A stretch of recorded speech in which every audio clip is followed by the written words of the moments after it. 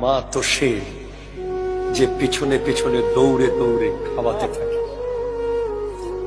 আপনি যখন ছোটবেলায় স্কুলে যেতেন, কলেজে যেতেন, কিন্ডার গার্ডেনে যেতেন, বক্তব্যে যেতেন, পিছনে পিছনে যিনি ভাতের পাতিল নিয়ে দৌড়ে দৌড়ে আপনাকে এক দুই লোকমা খাওয়াই দিত, উনি আপনার মা।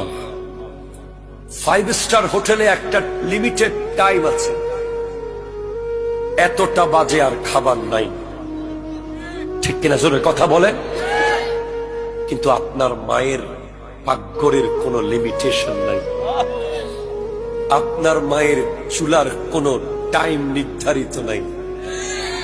5 স্টার হোটেলের মালিক যতক্ষণ রেস্টুরেন্টের ওয়েটার আপনি এখান থেকে খাবার চয়েস করে দেবেন না, ততক্ষণ উনি বুঝতে পারবে না যে আপনি কি খাবেন।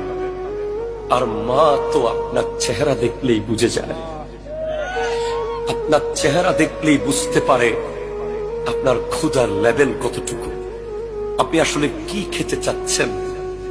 আপনার মায়ের ভাত না থাকলে মুড়ি দেয়, মুড়ি না থাকলে বিস্কিট দেয়, বিস্কিট না থাকলে চনাচুর দেয়, কিচ্ছু না থাকলে যিনি ভিখারির মতো পাশের বাসায় গিয়ে হাত পাতে সন্তানের জন্য, উনি হলেন মা। ঠিক কিনা জোরে কথা বলেন, ঠিক কিনা জোরে কথা বলেন।